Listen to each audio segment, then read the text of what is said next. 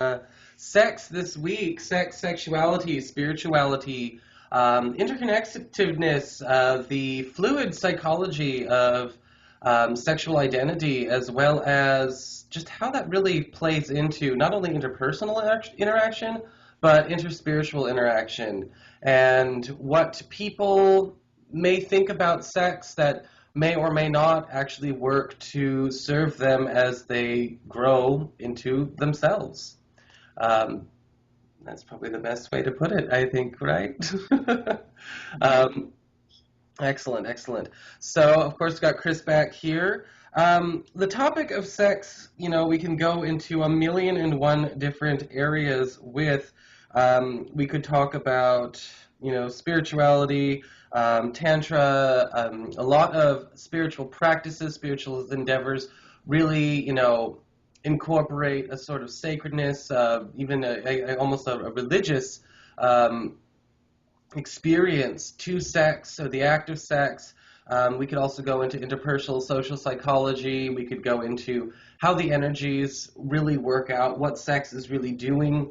And of course, as we are all very different and very unique, all kinds of people, this is obviously a topic that is for everyone. So this is not going to be something that we're not uncomfortable bringing up any topics. So anyone out there who has any questions, comments, thoughts that you'd like to share about this, we'd be happy to answer no matter what. It's a free forum, always has been, but this tends to be a topic that gets people a little excited, no pun intended, and that's a good thing. So, sex. Chris, how do you feel about, let's just start off with something a little bit basic here. Let's talk about what sex really is, in terms of, let's go beyond the physical body first. We'll come back to the physical body. That's just too obvious. And we all know we all know what sex is, but what is going on with the spirit, with the energies of spirit when we're talking about sex? How do you come to understand that yourself? Well, it's really interesting to see it from an observational point of view because you've got two people that are. If you think of the actual act of sex, Hmm. you've got two people that are trying to become one with each other, Hmm. and um, you could say that some people are almost trying very very hard to become one with the other person, and and that it's funny, but that is actually indicative of what is taking place there. Is that again there is this sense of connectedness. Everybody wants this sense of connectedness, this sense of oneness, Hmm. and like we've chatted about before about relationships, we often look outside of ourselves towards somebody else for that connection, for that oneness. When really the only place we can really find truly that oneness, at least in a physical sense, Hmm. is within our own self. And obviously, what we're seeing here with two people coming together in a physical sense is that they are both trying to become one with each other. And no matter how hard they try, they can't become one with each other physically. But Mm. what they can do is they can create another co-creation of the two people coming together as one. So it's really interesting. But on a spiritual level, I mean, obviously the energies of the body, the chakra energies, when two people are intertwined together, those energies can merge together, and there is some kind of backwards and forwards exchange taking place there in the very act of intimacy. Um, and it's just like most things. It's not about necessarily what we're doing; it's how we're doing something. Mm. If we are if we are having sexual interaction or intimacy with another person that's not based from some kind of love or almost spiritual growth as well, because sexuality can be used for spiritual growth as well, just as like the whole relationship can be used for spiritual growth. Again, it's all about one's individual self. For instance, if you've got certain sexual insecurities, then a relationship is an opportunity for you to be able to work through those sexual insecurities within yourself. Sure. Maybe there's something about your physical appearance that you're not necessarily comfortable with, that you're not secure with, Mm-hmm. and maybe there can be an insecurity that the other person will not approve, will not like that either, and so there is you can use that as a practice within yourself to become more complete, to become more secure within your own self. So it all comes back to spirituality again. It's all a spiritual process. The whole relationship can be used as a spiritual process, and sexuality can be used as a spiritual process as well. Mm-hmm. And yeah, it's real interesting to see it from that perspective. Well, I think that that's actually a very interesting, an interesting way to look at it, because when you put it into terms of a spiritual process like that, then one could even assert that sex as a form of purely recreational activity could also be a spiritual process in and of itself. I don't care who you are, how old you are, or what your sexual preference is. There are plenty of times where plenty of people engage in sexual activity for the sake of recreation. Which, funny enough, may be indicative of the fact that sex might not necessarily be as important a psychological cornerstone in spiritual connectivity in and of itself, when you think about it. Because there are a lot of, I've noticed a lot of the time when we talk about those insecurities and things like that, what happens is sometimes we have people who take sex to one of two potentially negative or damaging extremes. We have people who take sex into the be-all, end-all. Sex is all I have to offer, regardless of what I think of my physical appearance. And sex is all I have to take from a relationship, regardless of what I feel or resonate with the partner. And then we have the opposite, which is sort of the, I get nothing from sex except physical enjoyment. I get nothing from my partner except the fact that they give me sex. And so we have these two extremes that happen here, again, grossly embellished priority or lack thereof, that may actually both in and of themselves speak to the same truth, that sex could be either or, and it is just, again, like you said, a spiritual process in and of itself. When we talk about, in terms of, you say spirits, kind of coming together, blending together, meshing together. I like the fact that you say that there's an opportunity to co-create. And funny enough, a lot of the times it does happen that way in terms of, co-creation or procreation.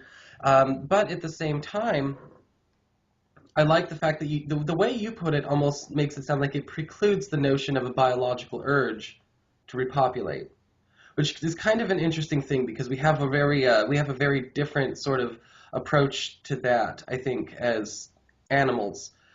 We are, and a lot of us, and I think that this might be something that, maybe it's not necessarily unseemly, but seems just kind of ironic that a gay person would talk about a proclivity to procreate, but we may actually feel as though we're motivated to procreate more than anything else, and perhaps associate that label with how we act, or how we as all human beings choose to live with our sexuality, is a very inhibiting psychology.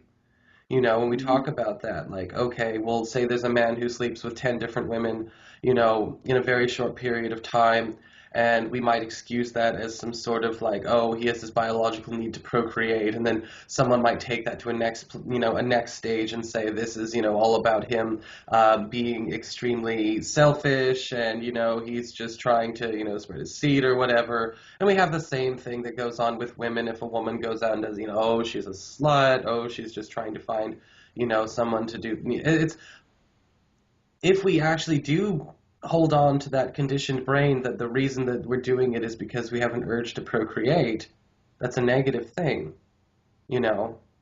It's an evolution, isn't it? It's an evolution.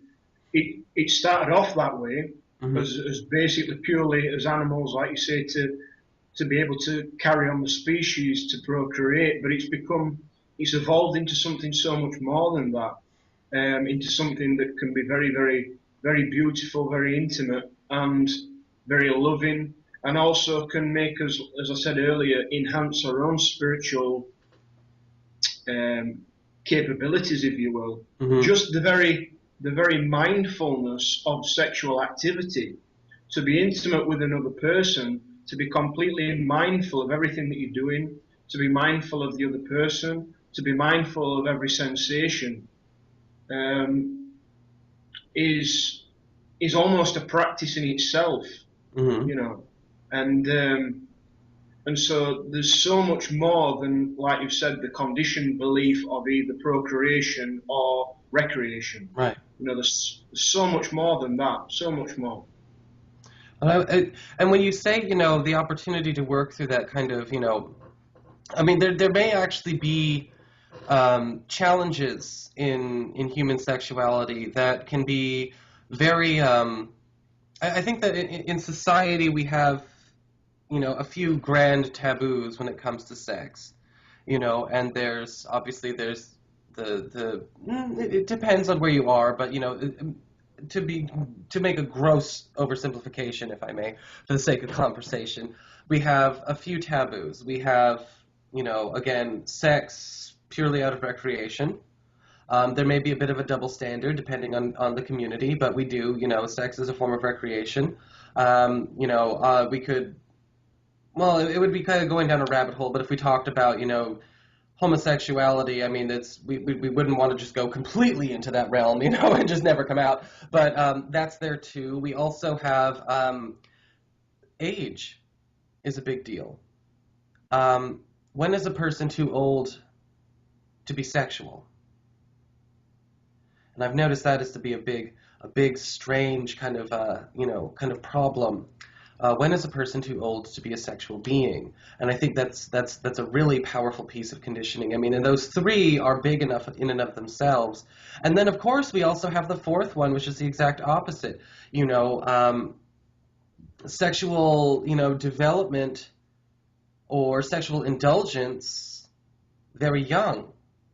And psychologically, there are implications that come from early sexual activity. People who are exposed to, I mean, for kids and things like that, it's a very big thing. A person's brain, you want to talk about neuroplasticity, we want to talk about that when it comes to sex. You know, children who are, exposed to sexual activity, or sexually active, willing or no, it's again real touchy topic. That can go two ways. We have somebody whose brain registers that as something that they need all the time, and so we have this sort of like, again, we have this sort of religious obsession, addiction, need to be physical. That they believe that sex is all they have to offer. And it becomes a very relationship challenging issue when you have one of the flimsy factors of a strong relationship being elevated as a support system. Forget having platonic intimacy, forget just being able to trust each other, forget being able to spiritually connect. Sex, like that's a really dangerous place to be. Or we have people who can't, intimately connect on any of those levels either that come out of it. And so those are kind of like the big four taboos that I think that people themselves, altogether really do talk about fluidity and abuse of sexuality. So yeah, recreation. You see, when we believe ourselves to only be this body, Hmm. then we often find ourselves driven by the compulsions of the lower vibrations, the lower chakras. Right. Um, and sex is usually, for most people, again, that only believe that this sex is the be all and end all. It's almost the pinnacle of life, almost, and it becomes almost a purely physical, desire-based, pleasure-based thing, as opposed to the more higher natures of intimacy, you know. Sure. And also, you know, we're talking about taboos. You know, whatever you repress, or whatever you repress, comes back tenfold. Mm. So we have a lot of people that have been taught through maybe a lot of different religious upbringings that sexual activity is a very negative thing, and it often gets repressed. And what gets repressed comes back 10 times stronger. And this is probably why we see, you know, maybe like priests and such that have been caught doing things, you know, sexual activity that is to the extreme, because that's what repression can do. So it's finding that balance, like everything, it's finding that balance. That's what part of the spiritual process is. It's when we become in total balance, when the whole energy system of the body, the whole chakras, the whole energy system is in complete balance and harmony. Right. And mind, body, and spirit in harmony together. And then we find ourselves in this very happy medium, where sex is something to be enjoyed, but it's not there to be the be all and end all. Right. It's not the reward. It's, you know, it's not a place of elevation. It's certainly not.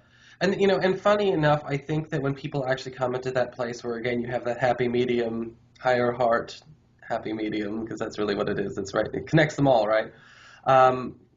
You know, you find your capacity for intimacy out of the bed, you know, much more increased, you know, especially we have so many interesting things that happen here in our society, weird taboos, weird little tics and things that don't really make sense to me as a person. Case in point, women who are much more affectionate with other women who are platonically just their friends, but for some reason they can't be the same kind of affectionate with heterosexual men who are same capacity, you know, or men, if they are not gay, you don't do that, you know.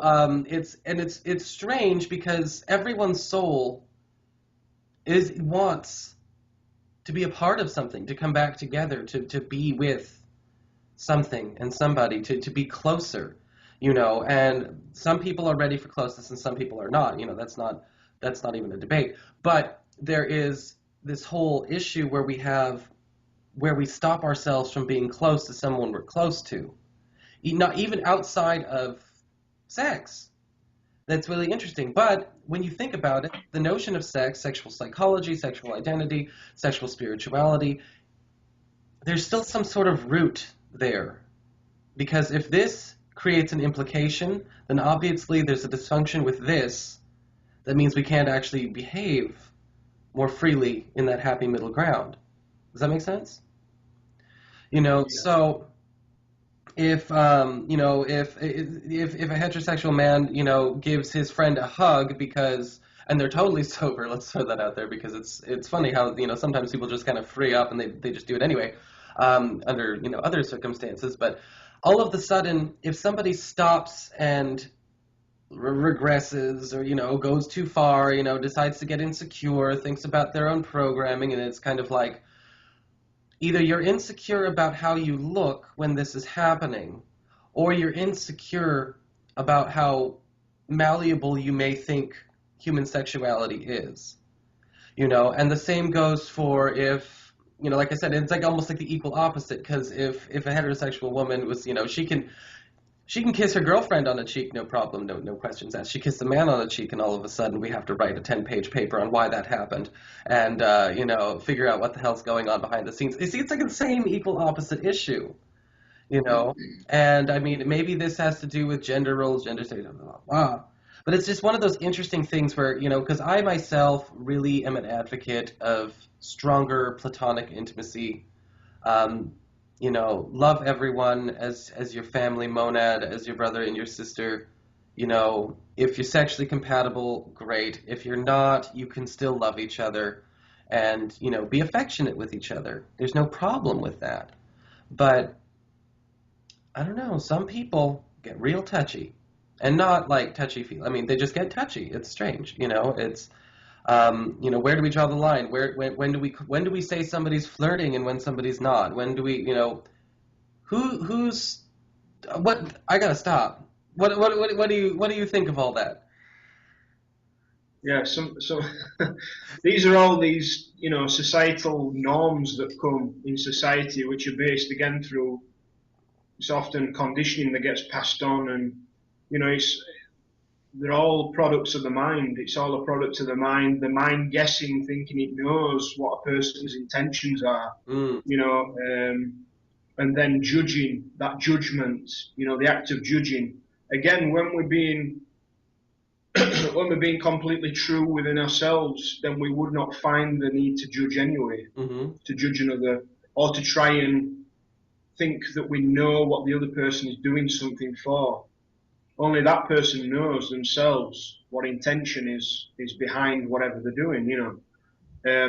But what the mind likes to do, it likes to think that it knows something. It likes to think that it knows what another person is doing something for. And this is where we get, you know, violence can happen from these assumptions, Mm, the assumptions in the mind. very true. I mean, it's like it's maybe like a boyfriend that ends up doing something stupid against his girlfriend because he thinks that the girlfriend is cheating on him when he's got no evidence or proof, but yet he believes that he's seen something that convinces him that that's what's taking place, Right. you know. So that's just the absurdity of the mind and its assumptions. Instead of paying too much attention to this, we should obviously lead more from this and from our intuitive senses, and then we'd find that we wouldn't be second guessing things a lot of the time, and also that we wouldn't find ourselves maybe paying too much attention to other people's business. Well, yeah, absolutely. And I think that what happens is that with in an instance like that, when the mind wants to know, we have another problem. The part where the mind wants to be right. Then all of a sudden it's more important to be right about something that makes you uncomfortable than it is to be wrong and have everything be okay. And that is that is a neuropathology. Okay, maybe we'll do another video on that. But that is a different kind of issue that we have. You know, That's what wars are fought over. yeah, yeah. It's the microcosm and the macrocosm. Right. You know, what's happening on a global scale is the same as what's happening on a small scale. Mm-hmm. The same level of consciousness is protruding each level, each layer of society, from the very small to the very large pictures, you know. And so again, as ultimately as everything always does come back to, it comes back to oneself again. It comes back to ridding oneself of conditioning and negative belief systems and things that don't serve you and serve your neighbour, Mm-hmm. And then a lot of these things would be eradicated. Yeah, you're absolutely right. You're absolutely right. You know, and it's interesting that we talk about how, I guess you could say, the mind processes this kind of issue, and how we have these taboos set in place. But it's funny enough, we're talking about, we say that these taboos hold us in place in a certain way, but funny enough, people break those taboos all the time. They don't know it, you know, and people still, you know, and like, when we talk about perhaps trying to, you know, people talking about how, oh, it's easy for me to relate to so and so when there isn't sex or physicality involved, you know, or you know, it's impossible because, you know, I can't really relate to her on a physical or sexual, spiritual level because, you know, she's a woman and I'm gay. Funny enough, people still find a way, energy and spirit still find a way to create those interactions that go on there. You know, that you people judge each other on physical appearance, whether there's physical or sexual attractive qualities or not. And that's just going to happen. You know, we were talking about the ASMR, we were talking about symmetry and everything like that. But even on even on a strictly, just a strictly one-on-one level, going beyond what the brain triggers into thinking is good genes or bad genes. We have places where it's, straight women do it all the time, straight men do it all the time, even though they don't like to think they do. And we judge each other physically on each other's appearances. And it happens a lot when there are certain psychological triggers that happen there. And actually, there have been a number of studies done where it's men, straight men, and this is so funny, will actually work harder to hang out with groups of more, of equal, I guess you could say, physical attractiveness. And men who do tend to attract more women to that group. If a bunch of, I'm not sure why that is. That's just, and you can see that in nature as well. And then obviously, then in nature, then they all start fighting with each other, and then whoever wins gets the girl. But that's what happens. And with women, it's like that to a similar degree. But it's a strange thing that we do to each other that we don't even know or accept that we're doing. It's all unconscious. Yeah. It's all unconscious. This is, again, a part of the whole evolutionary process that we're going through at the minute, is that we're moving to making everything conscious. Mm-hmm. That's what we're doing. We're making everything conscious. Right. And for a long time, a lot of things that we've been doing unconsciously. Humanity has been doing a lot of its things unconsciously because it's been working from the subconscious mind, which is really a product of the more lower parts of the brain, and also, working from the reptilian brain, limbic system. Right. These are all animalistic, lower consciousness, unconscious states of consciousness. And we're moving now into higher states of consciousness, so it's about making everything conscious. And as you were talking about people judging and labeling things, that only takes place when you are governed by the subconscious mind, because that's what the subconscious mind does. Right. It's automatically judging things, it's automatically putting things into concepts, into ideas, into categories, whereas the conscious mind doesn't do that. The conscious mind is more of an open book. It's more of a silent awareness that is able to just see things as they are without any kind of labeling, without any filters. Mm-hmm. And that way, when you're perceiving from that conscious space, when you see somebody, there isn't a thought that comes, oh, this person is attractive or unattractive or this or that. It's, oh, you just see what you see in front of you without any labels, And the more that you become conscious, the less control that the subconscious mind has, to the point where those subtle things are not happening anymore. And, it's the best place to be. Yeah. The best place to be. Yeah, because your life is not being run by knee-jerk reactions and living from trigger moment to trigger moment. It's you actually, conduct your own train as opposed to just riding in the back seat. That's what happens.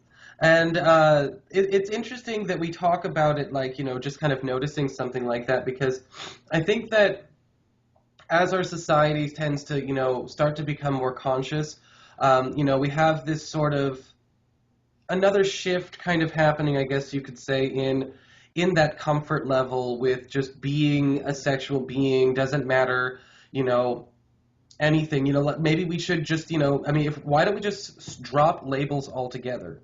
Why don't we just stop with that? And it's kind of like, okay, do we really need to think of people, or classify people according? People are going to be who they're going to be with.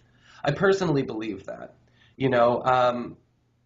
I had an interesting kind of challenge, I guess you could say, a few years ago, where it was I had a friend who was bisexual, so he liked both.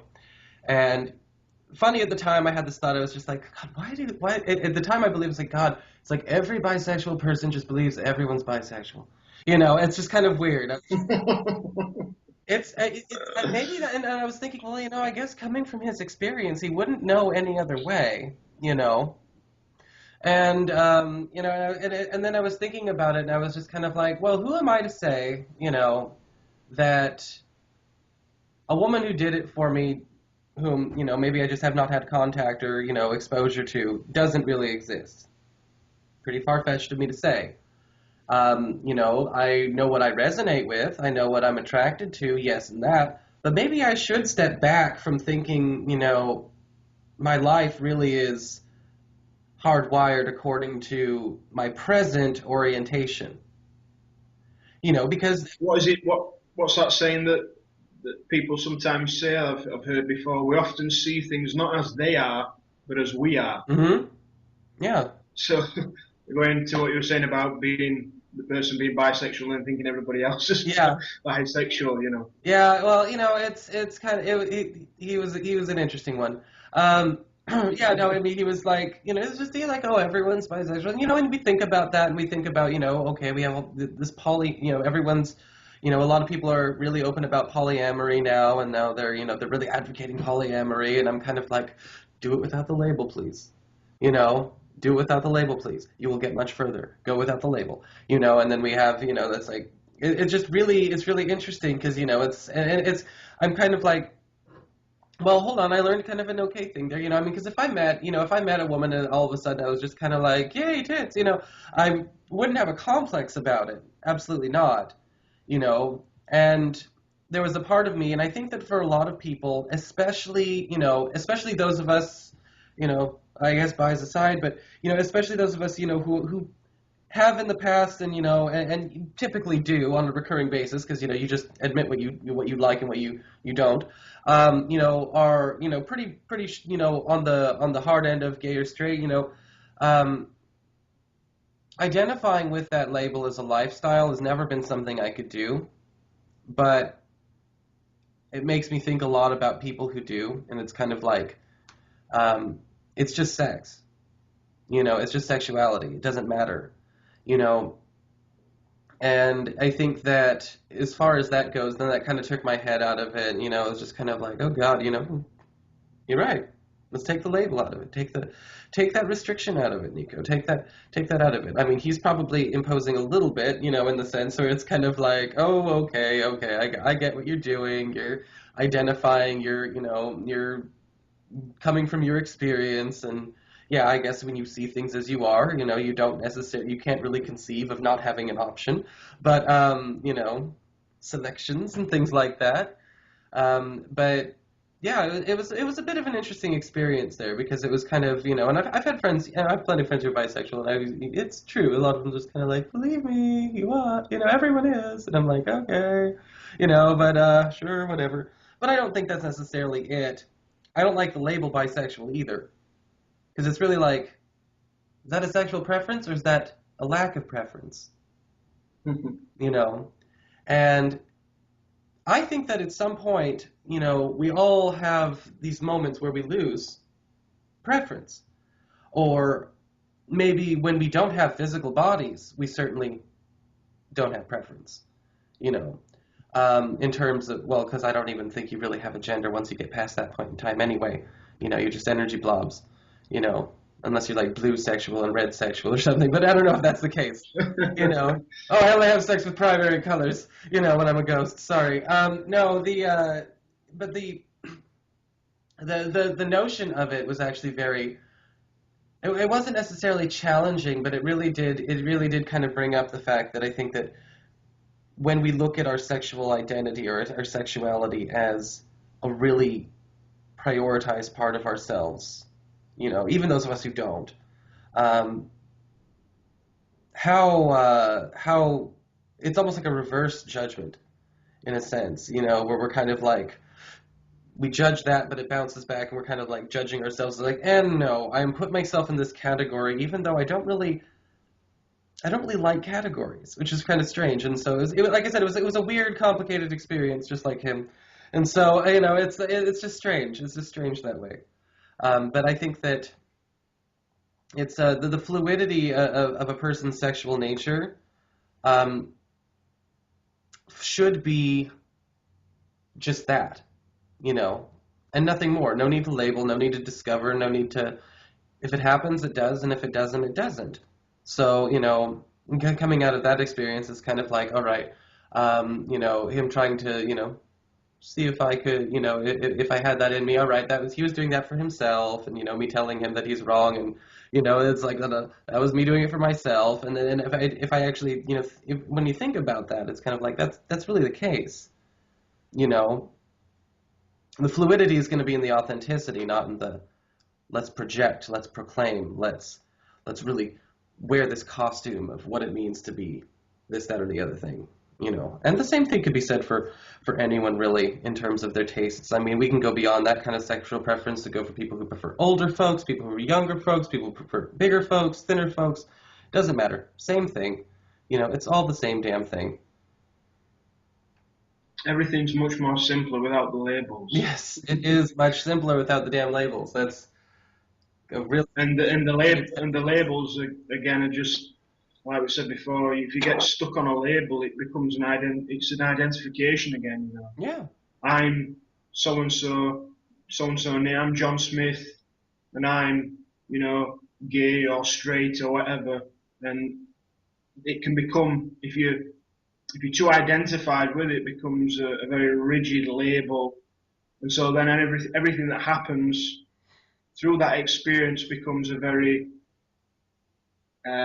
personal, an extremely personal thing. Yeah. And this is how some suffering can happen through that very strong identification. But if you just sort of put to one side the labels, then everything, as you say, everything can just flow. Mm-hmm. Everything just flows better, Yeah, and it just and take it out, and and then we go from there into the whole implications of sex in general. Oh no, does this mean that okay, then we go to the recreation of sex, or we go into the implications of sex? Oh, we just had sex. Are we a couple? Or or do we just had sex? Are we not a couple? That kind of thing. It's like this weird sort of just, oh my God, just go with it and be natural with yourselves, people. And don't give a crap about what other people think about it, because it's people are going to do what they're going to do, even if I mean, sometimes the worst thing a person can do is not do something. Even the idea of relationships, and like you said, these stages of a relationship, they're all conditioned sort of patterns. We're seeing each other now, and now we're going out with each other. Okay, all right, we've been seeing each other for a few years, so I think now we're ready to get engaged or whatever. Yeah. It's like these set sort of structures. And almost people let those conditioned structures guide them instead of their own intuitiveness guiding them. Instead of feeling what feels right in the moment, like you say, letting it flow. That's an interesting thing you just said there. They let those things take care of them. So they let the conditioning guide them through it. And so, if anything, one of the biggest issues that may actually be is the fact that we actually rely on and put faith in these conditionings. Again, as almost like another religious experience, in the book of life, year 3, they got a flat together, and, it's like, really, I mean, that's how a lot of people act, or, you fail if you don't do this, and it's a really interesting, a strange form of conditioning. The best and most wholesome, healthy relationships I've seen kind of come together, I didn't even know it was happening. And those people are all, happily together, and, even the ones who split up are still really good friends. And, I don't know anyone who double dates with their ex-husband, but, some of them do. And it's a really interesting thing. You're right. It's the reliance on that conditioning. It's like, if we either we come together, we split apart forever, a huge problem. Oh, we both want to have sex, but we can't have sex because that means that we're already going and where are we going? We don't have to go anywhere. Nobody says that. If you could just do one, if I could give any in my opinion, Yeah. if there was one thing that I would say that would be the best thing for a more harmonious relationship, if you just did one thing, it would be to remove expectations. Absolutely. As soon as you drop those expectations, then you will find that that relationship will flow. There will be more joy. There will be more passion. There will be more intimacy in that relationship, as opposed to you having these conditioned expectations of, okay, right, the relationship needs to go here. All right, now it needs to go here. Yeah, okay, we've been together for a few years. Now it needs to go here. Right. These these kind of norms of society, conditioned norms that have been given to people, and often people live by these norms. Right. And get rid of the norms. Get rid of the norms. Do what you feel. I Do what you feel. I No expectations. Just do what you feel. I agree. I think it's one of the, I mean, that's definitely one of the most fundamental things. Why would you, I mean, this to me sounds insane, personally. Why would you destroy a perfectly harmonious, loving relationship with a person, anybody, by putting a condition on it? It's not unconditional love if you say, I love this man so long as I know we're going to get into a relationship and come and get together. I love this woman so long as this happens. Those are conditions, not unconditional love anymore.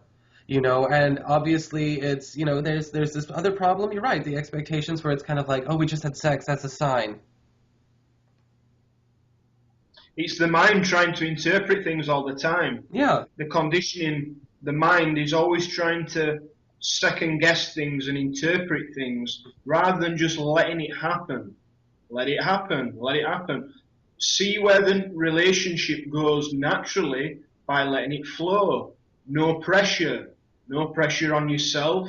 No pressure on the other person. right. No expectations on yourself. No expectations on the other person. Let it flow. Absolutely. Absolutely. Yeah, just let it frickin' be, and if the two of you decide that on the second date you want to screw around, I mean, it doesn't matter, Yeah. have fun and have a good experience. And if it feels like it's over and it's over, it doesn't have to be the end of the world. It's just a natural thing. But I think that the problem is that these conditions also condition us to withhold and deprive ourselves on the journey. You know, how many? Absolutely. Deprive. Yeah. Yeah, Deprive. there's no. What if there's a huge obsession with getting into a relationship because you will not open your heart to anyone else unless it's based on the condition that you're in a relationship? What happens when you are sexually starved and sexually frustrated because you refuse to indulge a natural desire, a natural urge, because X, Y, and Z conditions have not been met that weren't even your conditions? And then all of a sudden you become, I mean, I hate to say it, but sometimes people just feed off each other's flesh, or in that sense, or they feed off each other's spirit in that sense, because it's like, wow, I'm perfectly fine having, this kind of relationship with so and so. Yeah, I can think about the what would happen if we were in a relationship, but for some reason, I think just because I have an open heart and so many connections going at the same time and all this love moving in and out, I don't feel this deficit. I don't feel this vacuum trying to, like, I have to consume him in order to make sure that I feel okay. Or it's like, no, it's like, I'm glad you're here. I have love for you. I'm going to give you that love. And that in turn makes me feel good because I've still got more love flowing from me for you. And you know what, Nico? It's so much more of an attractive quality as well. Yeah? When you're coming from that space, when you're not trying to devour that person, when you're not trying to hunt that person down because because of some kind of insecurity and desperate need to get that person, Oh, yeah. it's much more attractive when you're just laid back, confident. You're working from your own intuitive being. You've already got love in your heart for yourself and for whatever takes place, Mm-hmm. such more an attractive quality. Well, and You'll find that actually people will flock towards you more when you give off that vibe, which you are giving off that vibe, literally. Um, by being that way, by being yourself, rather than this sort of that nagging voice in the head that's desperately trying to get hold of somebody because you feel because there's this sense of insecurity and, like you say, a vacuum inside. well, and that's kind of an interesting thing, though. When you say more people will gravitate towards you, don't put the condition that it has to be, a sexual experience when they are attracted to you. You are attracting people to share in your love and vibe with your love. And you know what? It doesn't matter if it's physical. I have really strong, loving relationships with people that live 8,000 miles away, or, up north, 1,000 miles away. I have really awesome, wonderful connections that are great. And even here, in Seattle, I have great connections with people that are, they're not sexual. And some of them are with gay men, and they don't become sexual just because that feeling, that vibe is out there. And I think that a lot of people really think that, with the conditioning, like, okay, I have hid this vibe away. I feel this coming out. Oh, it's coming out. It's coming out. It's coming out. This must mean something. I have to go do this and turn this into something right now. Poor unsuspecting other person. There's a really heartbreaking thought, where it's like, what about the person who likes it's, you have two people, you talk about hunting somebody down and things like that.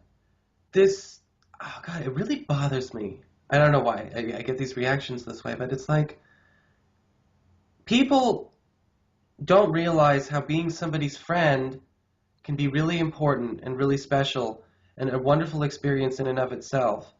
And how people can just destroy and hurt each other, because they didn't get what they want when they thought they wanted, or they thought they could create more. You know, I had a friend who, she was, she claimed she was in love with this man. She didn't vibe a whole lot, but she said she was in love with him. And, he was such a wonderful friend to her and a wonderful, everything to her, but he didn't feel attracted to her. And it broke his heart when she couldn't be his friend anymore. And the only thing the only thing he did is that he didn't feel attracted to her. He didn't go for it. He just, it's like, okay, look, I don't feel this sexual resonance. I can't, it's not in my nature to just sort of do that. And so he didn't.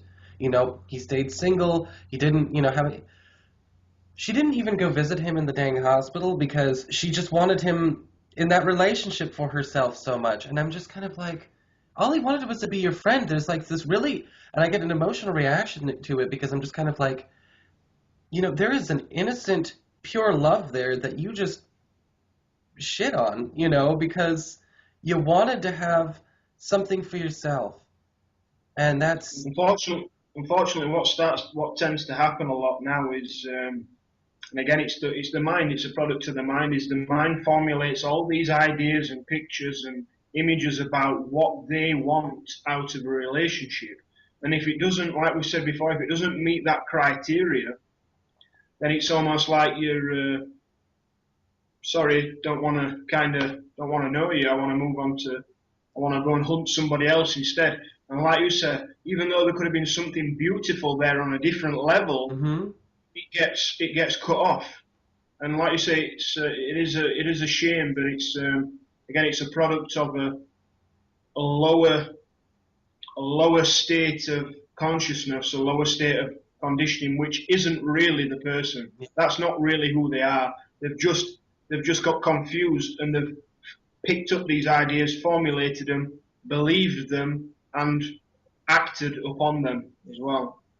It's a funny thing, it's a really funny thing what we, yeah, I guess you could say what our minds want really bad. And but when, yeah, no, but you're right. You come to the heart and it's kind of like, okay, one, you're a kid again, and that's kind of well, that's real love to me. They're not old enough for sex and for marriage and procreation or anything like that.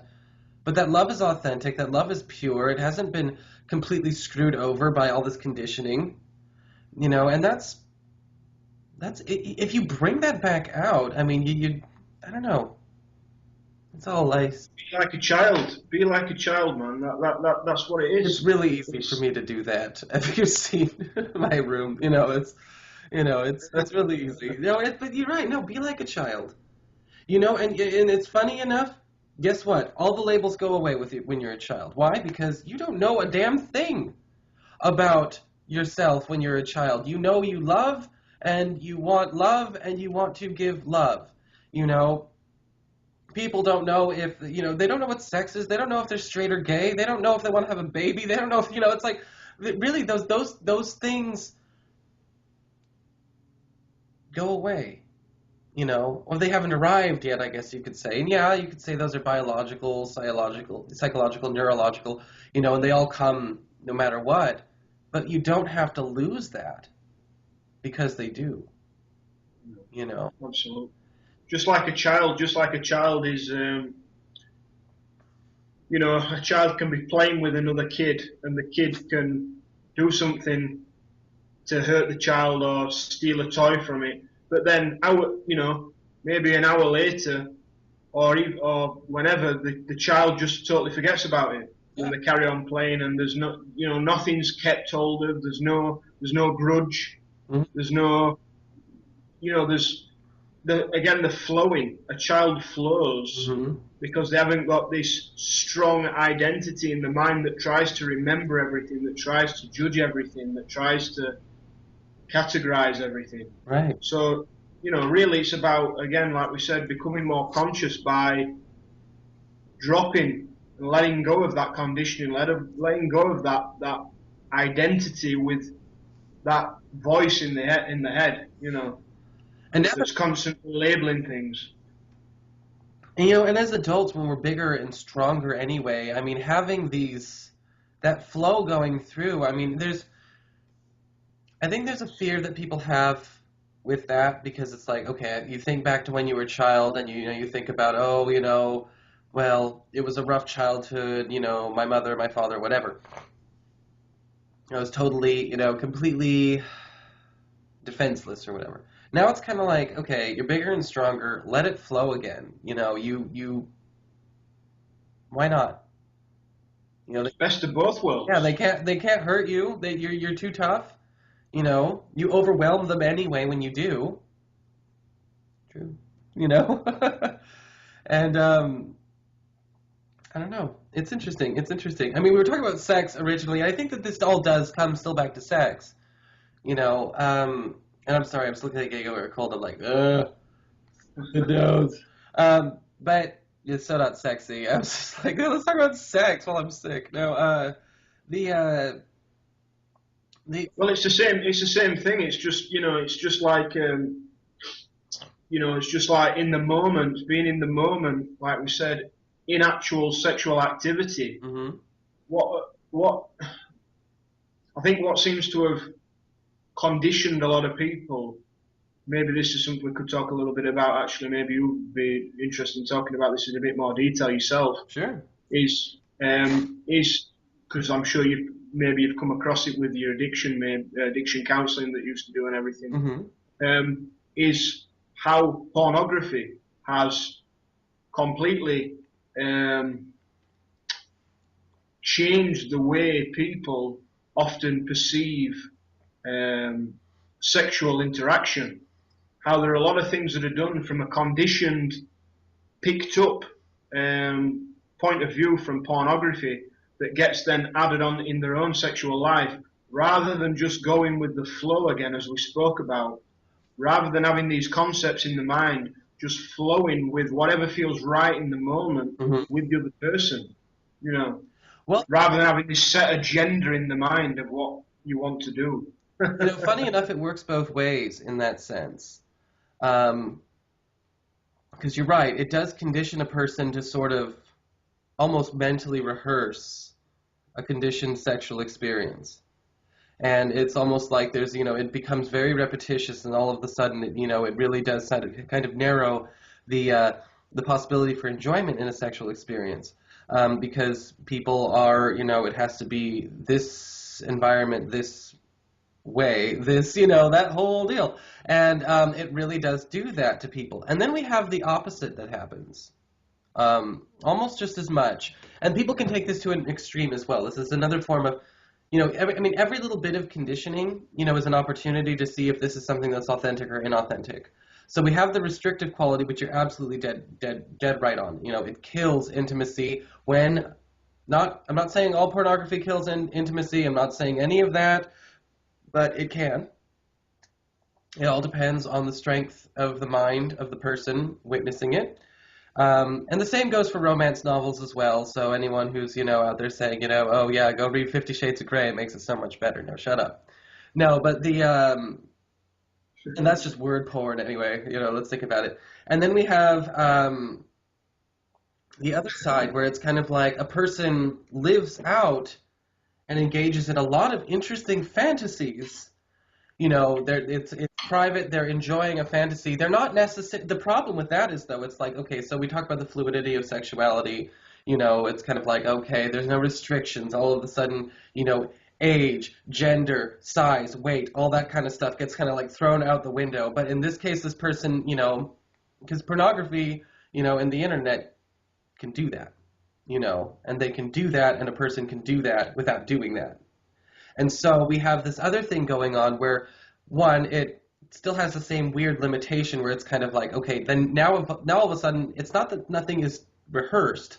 It's just that now nothing is too uninhibited, or this is too inhibited. We need to be more we need to be more free with our sexuality. It all of a sudden is kind of like, okay, great. Now this would have been great training for someone who, probably wanted to look for a new way to intimately relate to their partner, or this might be something somebody would do if they weren't sure about their own sexual preference. Okay. Or they wanted to know they'd be comfortable with blah, blah, blah. When it turns into like this bargain bin of activity and fetishes and like this maelstrom, what happens is like all of a sudden there's nothing extreme enough, nothing taboo enough, and then all of a sudden it becomes a taboo anyway. And so you have a heterosexual man who may mess around with a gay man because he didn't get off on the experience, he got off on the fact that it was a taboo. Same thing if he did it with a woman who, is outside of his age range of preference, or, somebody who was bigger or smaller than they're used to, or, whatever. Like this person all of a sudden is chasing the taboo. It doesn't matter where it comes from. And then there's like this, it's a limitation disguised with a myriad of crazy, And so, yeah, pornography can be really, really difficult. It's just like, people often ask my opinion of pornography. I'm like, you got to think of it like alcohol. Some people can do it, some people can't. Some people can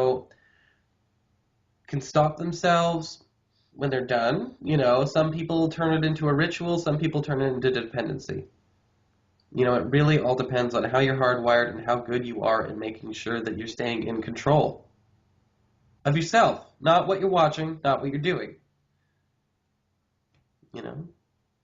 It can, like I was saying then about how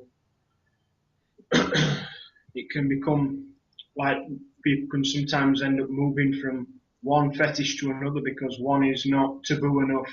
Right. If that pattern continues, it can often lead to all kinds of perversions. And so that's something that people have to be very conscious of, because once that starts to take hold, this kind of pleasure-seeking, taboo-hunting mindset, this conditioned mindset, it can often lead a person into all kinds of perversions, which I believe that it does for some people, and this is why some people then get, caught doing some very illegal and taboo activities. So you have to be mindful of that. But yeah, I mean, of course, there is, like you were saying earlier, there is some positives from it. It's all about our intentions. It's all about our state of consciousness underneath it all. There is some, in terms of things to do sexually with another person, you can learn quite a few things from pornography in that sense. Yeah. But often, yeah, you can. But often, for the majority of pornography is often, it's done from a purely animalistic sexual point of view, where it's not coming from a loving point of view, is it? It's coming from purely um, a purely animalistic sort of sexual desire, kind of intimate sexuality. Right. You got to think of it Um, as the people are actually they're screwing the camera, not each other. Really. well, yeah, it's acting, isn't it? Yeah. It is acting, yeah. And so, but obviously in your own interactions with people in an intimate way, how are you doing it? Are you doing it from a loving, intimate point of view? Are you there to discover the other person? Mm-hmm. Are you there to be, you can really get some richness out of it if you just become very mindful again of everything you do with that person. It's like, even like people that want to like skip straight to a certain position, let's say, or skip straight to a certain act, a certain sexual act. What about the bits in between? Right.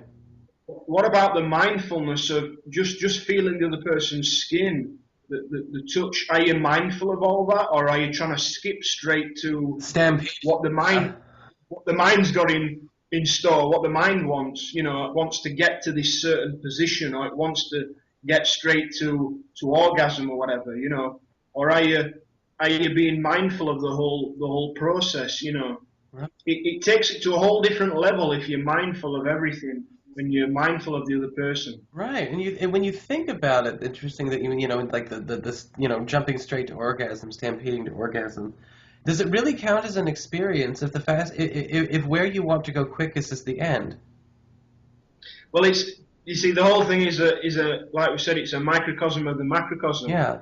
Because this is what's going on this is the mind again. It's all future thinking, Right. future goal orientated think. I need to get to this point, need to get here. In society, in our everyday lives, people are often trained, conditioned to the outcome. The destination is more important than the journey. Right. And it's the same with intimacy. It's the same with sexual activity. Is the destination the most important thing, or are you paying attention? Are you getting the maximum out of the journey, the actual journey of it? And if you're not, what are you doing there? Yeah,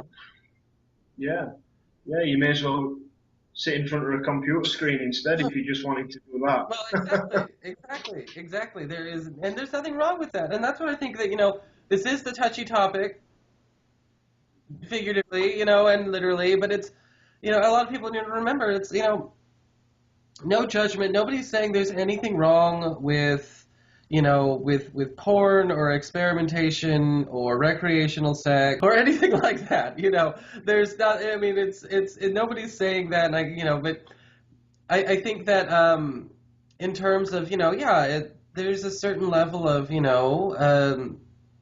like we talk about porn and we talk about repetitious, we talk about the sex acts and things like that. I mean, we become it's just another symptom of becoming over-identified with our bodies, and the self-obsession that may come from a feeling of lack. There is a narcissism that comes from the feeling of lack and depression. Ugh, I got a really stuffy nose. I'm like tempted to just run across the house right now and come back and after blowing my nose. Is that okay? Do it. All right, everyone, just hold tight, everyone. It's like, oh my God, I can't do this anymore with this nose.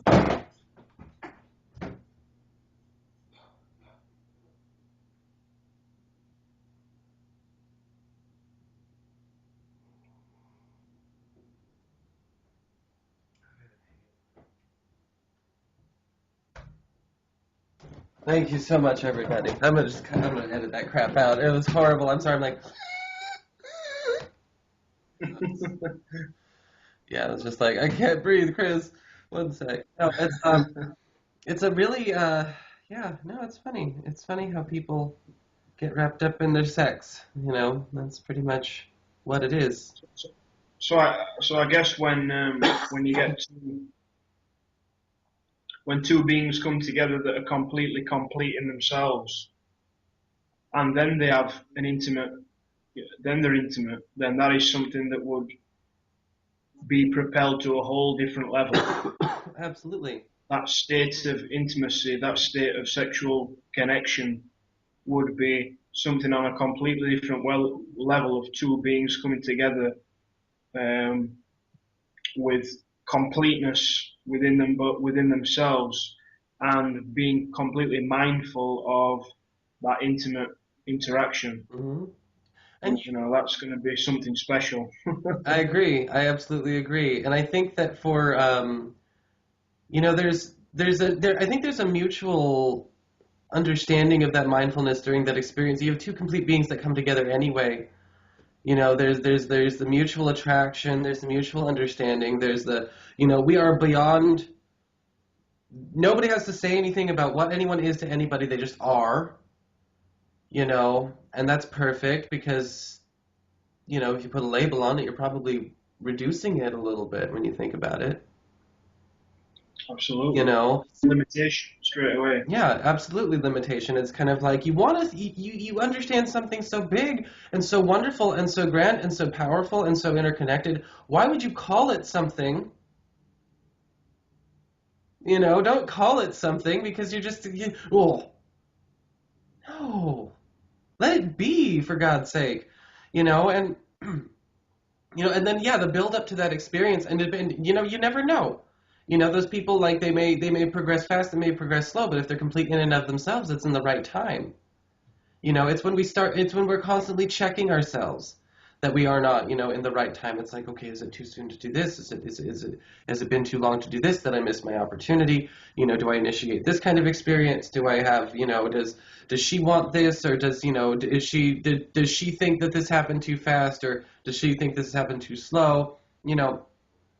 And all that crazy, and then we drive ourselves completely crazy, and then we try to, we throw more labels and more conditions out there to try and get this under control, and we absolutely shrink it, and it needs to be big. And this is one of those things where I will advocate ambiguity.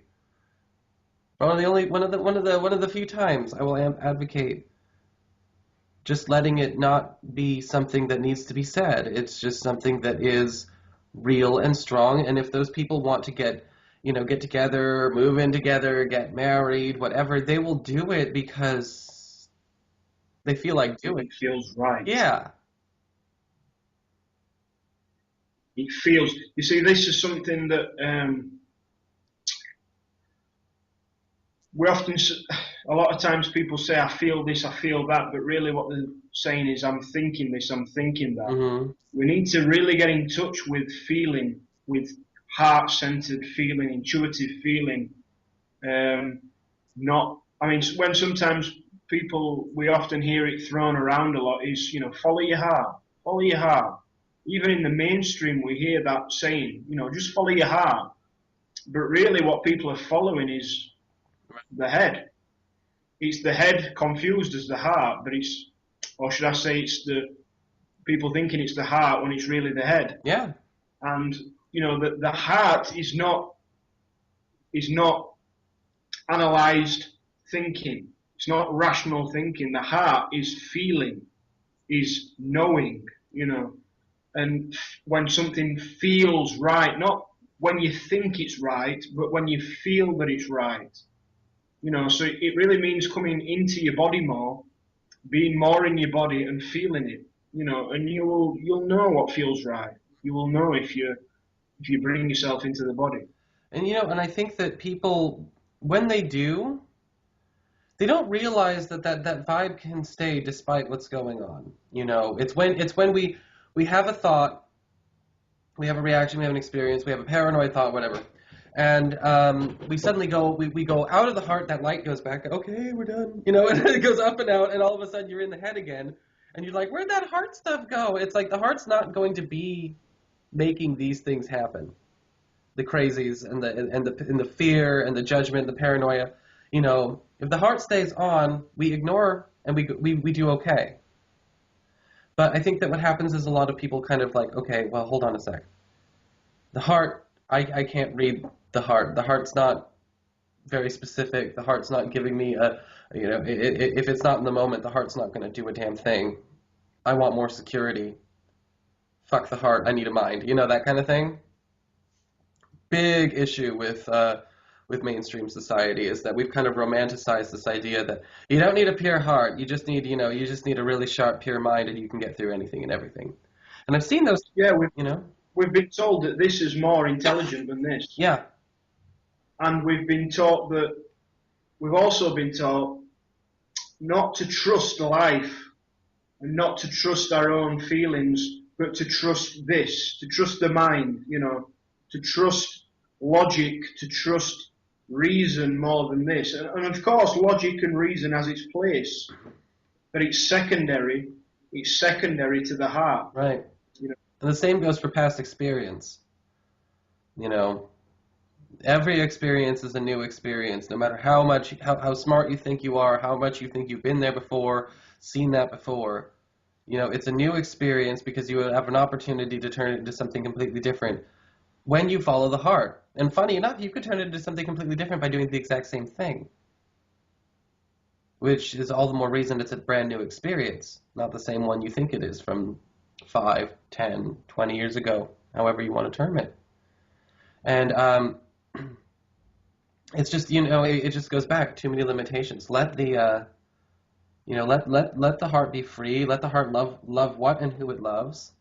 It doesn't have to result in immediate sex. It doesn't have to be born of sex. In fact, I think that sexual attraction itself, I know it's getting kind of late here. I think sexual attraction itself is not indicative of, of a heart connection. It doesn't imply heart connection at all. It's a piece of the big puzzle. But when when you have an urge to sexually connect with somebody, without the heart, it's still just animal sex, And so I think a lot of people take a sexual attraction, they turn it into something really hyper romanticized and try and turn that into a loving relationship. Oh, I'm sexually attracted to you, so that must mean we can, we'd make a good couple. That's never really the case. That's never really a good start. That's still, the body judging and the body-mind combo trying to contrive a real relationship, not have a real relationship. Yeah, quite often people come in a relationship, like you've just said, purely from a physical sexual attraction level, and there's not really a higher level to it. And so after that sexual attraction seems to have worn off, the kind of the initial excitement of it all has worn off. That's often when the relationship seems to dissipate, because people have, as you've just said, have mistaken that sexual attraction for actual real connection, when really, the real connection is here, and that is just a byproduct. That is a bonus of being here, Yeah. I think that, it's we put way too much emphasis on sex. I mean, and people who want to go on and on about, biological proclivity to procreate, no one's going to really accuse, the UK or the United States of being dangerously underpopulated. That's not, that's not a valid argument. It's if you want to have a child, adopt a child. I mean, it's the idea that you'd have to have, I mean, that's fine. I mean, I honestly, I think I would adopt a child even if I were straight. And the way that sex plays out in our society, and it's become just a big joke anyway. Really gets people thinking a bit too hard about it. When, like you said, it's just a byproduct and it's just a bonus. It's not anything more than that. And it's certainly not. It's a way to connect to people. It's not the way to connect to people. you can connect to people way better, way deeper, and way stronger without even touching them, and without getting their clothes off. You can get to know somebody, in a much more profound way before you even get the opportunity, if you do it right. If you're present and you're complete in yourself, you'll have the capacity to do it.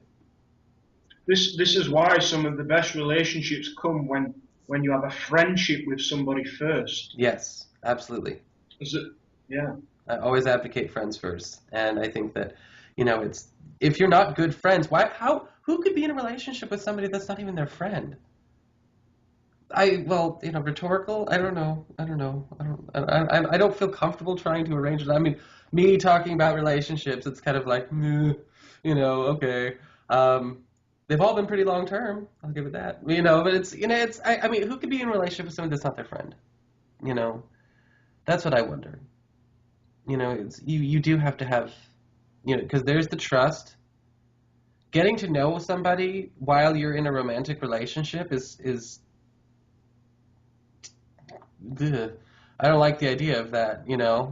It's like, you should become friends, and get to know each other and then be together because you fit, not because you want it really bad. Yeah,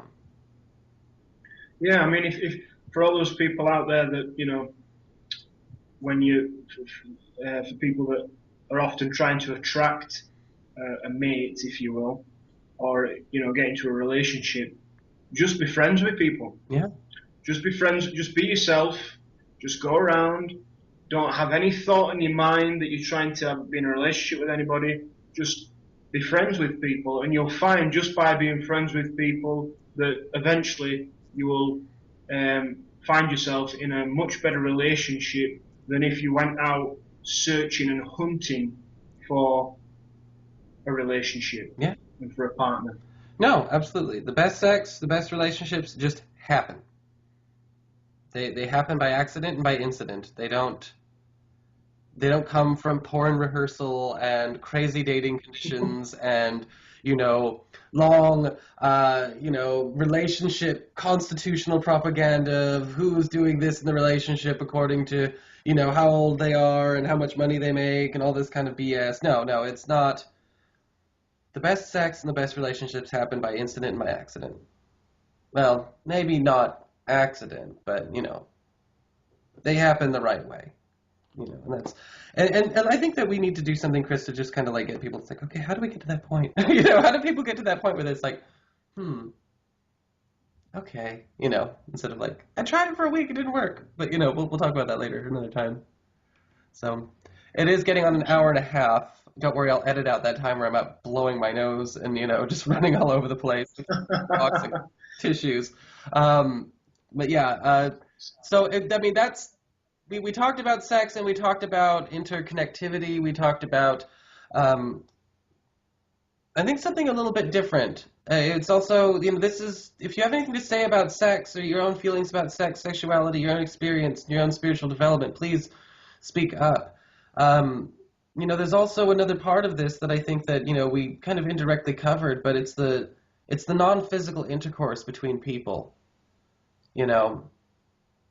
Share some of your experiences with that, your thoughts on that, and let's open up a dialogue. Jennifer, I know I count on you. I know you're going to be there. All right. Say goodnight, Chris. Night, everybody. Bye.